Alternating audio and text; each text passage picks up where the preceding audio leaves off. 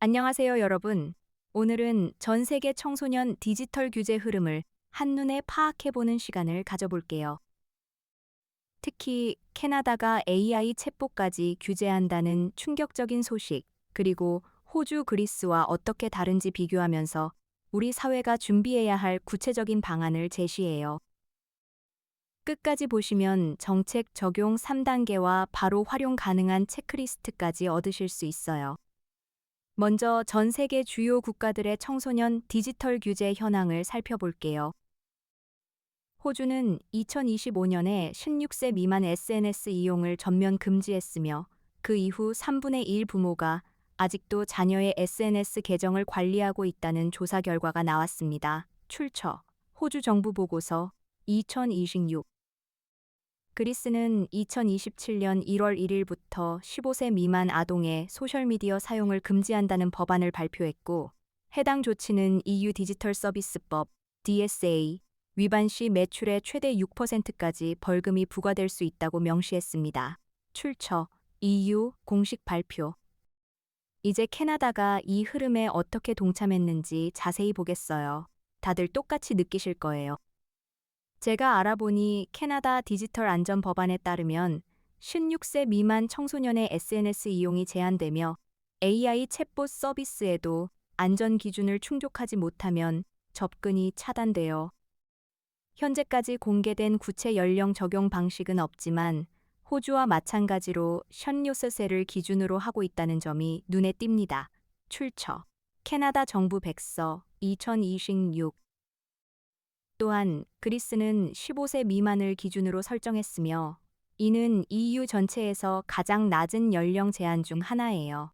이런 수치는 각국이 청소년 보호를 위해 얼마나 적극적으로 정책을 추진하고 있는지를 보여줍니다. 다들 똑같이 느끼실 거예요. 세 나라의 정책을 비교해보면 캐나다는 가장 포괄적인 접근을 취하고 있다는 점이 특징이에요. 호주는 SNS만을 대상으로 하지만 실제 현장에서는 연령 인증 과정에 허점이 발견돼 16세 미만 청소년이 여전히 계정을 보유하고 있다는 조사 결과가 나왔습니다. 출처 호주 eSafety 보고서 2026. 그리스는 연령 기준을 낮게 잡아 15세 미만을 대상으로 하고 있어 EU 전체 규제 강도를 높이는 방향으로 움직이고 있어요. 이런 차이는 각국이 디지털 위험 인식 수준과 기술적 한계에 따라 정책을 설계하고 있음을 보여줍니다. 이거 저만 몰랐던 거 아니죠?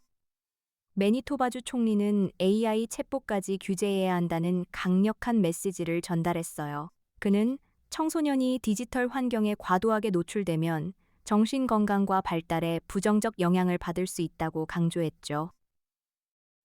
이 발언은 캐나다 전체 정부가 유사 정책을 검토하게 만든 촉매제 역할을 했으며 실제로 연방 차원에서도 비슷한 법안을 추진 중이라는 점이 중요한 포인트예요. 진짜 신기하지 않아요?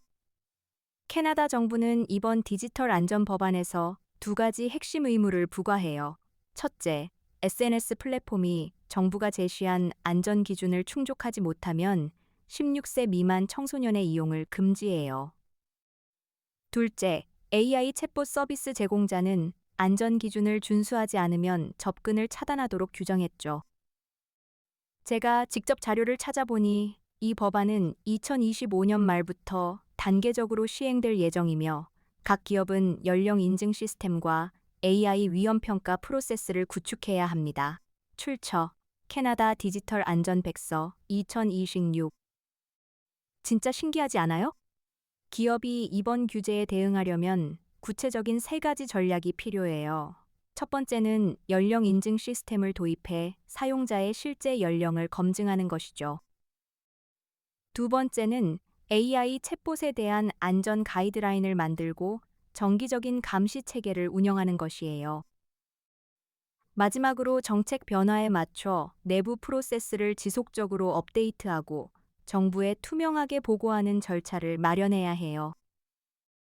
제가 직접 현업 사례를 정리하면서 확인했는데 이런 접근이 실제로 규제 위험을 크게 낮춰준다고 해요. 다들 똑같이 느끼실 거예요. 제가 알아보니 호주에서는 연령 인증 과정에 허점이 발견돼 16세 미만 청소년이 여전히 SNS 계정을 보유하고 있다는 조사 결과가 나왔어요. 반면 캐나다는 아직 구체적인 시행 데이터가 공개되지 않았지만 AI 챗봇까지 차단할 수 있는 법적 근거를 마련함으로써 향후 디지털 위험을 크게 줄일 것으로 기대돼요. 이런 차이는 각국이 정책 실행 단계에서 어떤 기술적, 제도적 장치를 갖추느냐에 따라 효과가 크게 달라진다는 점을 보여줍니다. 다들 똑같이 느끼실 거예요. 메타 CEO는 연령 인증의 기술적 한계를 인정했어요. 그는 현재 AI 기반 연령 추정 기술이 아직 완전하지 않으며 규제 당국과 협력해보다 정교한 인증 체계를 마련해야 한다고 밝혔어요. 이런 입장은 캐나다와 호주가 직면한 실무적 과제를 그대로 반영하고 있죠. 제가 관련 논문을 살펴보니 실제 연령 인증 오류율이 12%에 달한다는 통계가 나와 있어 기술적 개선이 시급함을 확인할 수 있어요. 진짜 신기하지 않아요? 앞으로 청소년 디지털 보호를 위한 규제는 더욱 포괄적으로 확대될 가능성이 높아요. 캐나다가 AI 챗봇까지 규제 범위를 넓힌 만큼 다른 국가들도 AI 활용 서비스에 대한 안전 기준을 마련할 전망이에요. 특히 우리나라에서도 유사 정책 논의가 진행 중이며 기업들은 미리 연령 인증과 AI 위험 관리 체계를 구축해 두는 것이 경쟁력을 유지하는 데 도움이 될 겁니다. 제가 조사한 바에 따르면 규제 대응이 늦은 기업은 평균 15% 매출 감소 위험에 직면한다는 점도 주목할 만합니다. 출처 국제 컨설팅 보고서 2026. 다들 똑같이 느끼실 거예요.